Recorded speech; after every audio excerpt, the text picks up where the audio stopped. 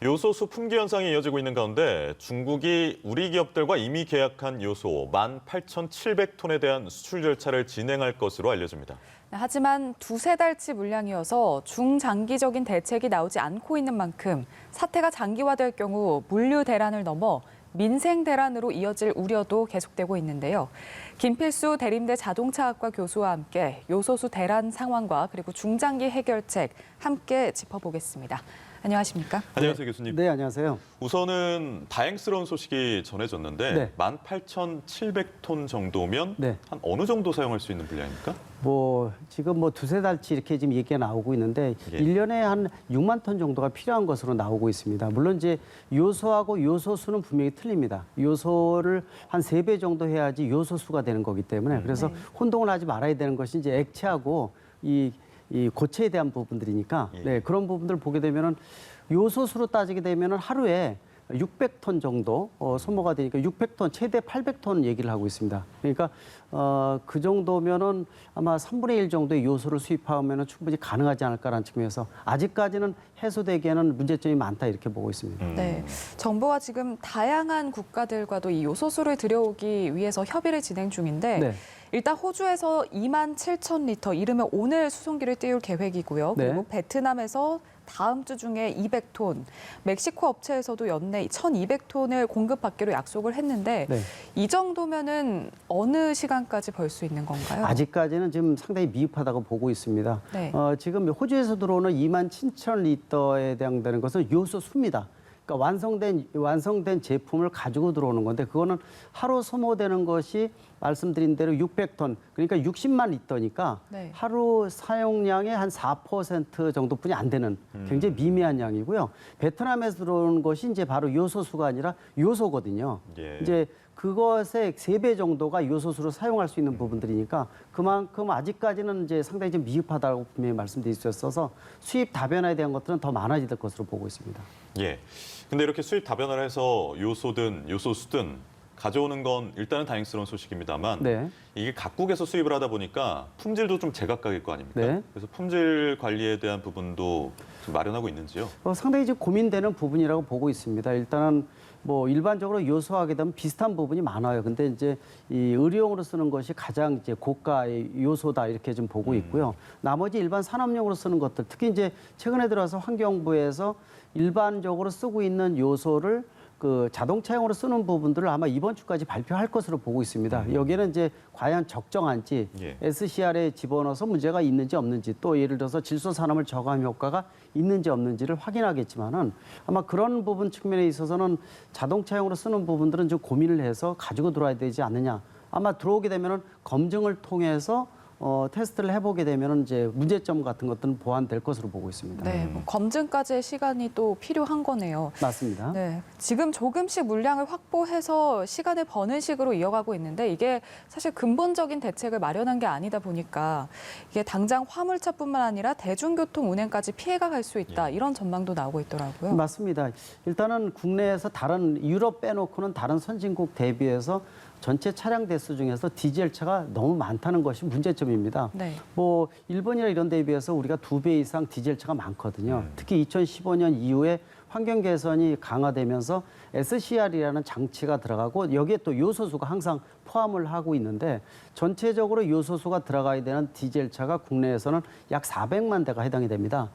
차량이 일단 디젤 차가 많다는 게 첫 번째 문제고요. 두 번째로서는 아시겠지만 중국에서 97% 모든 대부분의 요소를 중국에서 수입을 하다 보니까 여러 국가에서 수입했으면 한 국가에서 끊어지더라도 이게 큰 문제가 되지는 않는데 한 국가에서 수출을 거의 금지하다시피 하니까 이런 문제가 생겼기 때문에 앞으로의 대책이 더 중요하지 않나 이렇게 보고 있습니다.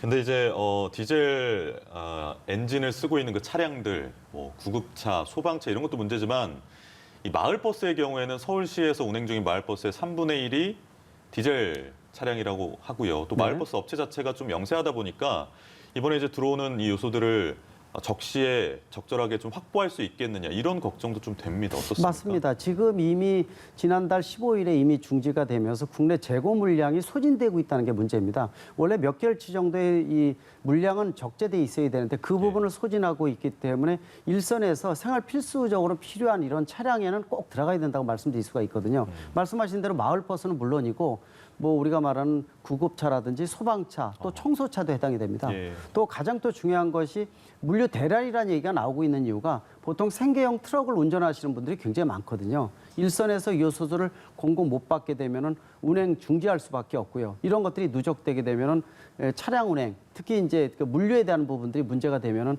전체적으로 문제가 생긴다. 경제에 주름살을 둔다는 측면에서 아마 그 부분이 해소가 되는 것이 가장 큰 관건이 아닌가 이렇게 보고 있습니다. 네, 이런 가운데 정부가 요소수, 요소 매점 매석 행위를 금지를 고시를 하면서 대대적인 단속을 벌이고 있거든요. 근데 네. 이 과정에서 이제 한 민간 수입업체가 보유를 하고 있던 요소 3,000톤을 찾아냈습니다. 그러니까 네. 아직까지 요소수 생산에 투입하지 않고 보관하고 있었던 건데 이 중에 2,000톤을 바로 요소수로 생산을 하기로 했는데 아까 이제 요소에서 요소수가 약 3배 정도 네. 늘어난다고 하셨잖아요.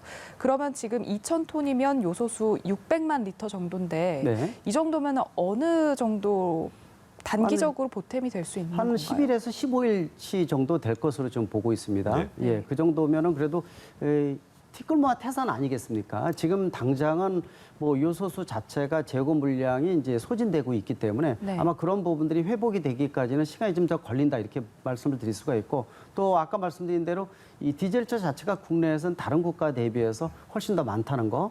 또 요소수가 들어가는 차량이 400만 대 대리기 때문에 여기에 들어가는 요소 양이 워낙 많이 소모된다는 거 그런 측면에서 일단 다변화시켜야 되고요. 또 일단 가장 큰 게 두세 달로 보고 있어요. 한 두세 달 정도 지나게 되면은 예. 아마 이런 부분들이 여유 있게 수입원이 이 안정화되면서 또 생산 물량도 좀 커지지 않을까 이렇게 보고 있기 때문에 당장 일선에서 구하지 못하는 요소수를 두세 달 동안에 어떻게 안정되게 공급해 주는 측면에서 수입 다변화 그래서 요소뿐만이 아니라 요소수도 수입하는 것이 하나의 이 흐름이 아닌가 또 가장 중요한 포인트라고 말씀드릴 수가 있습니다.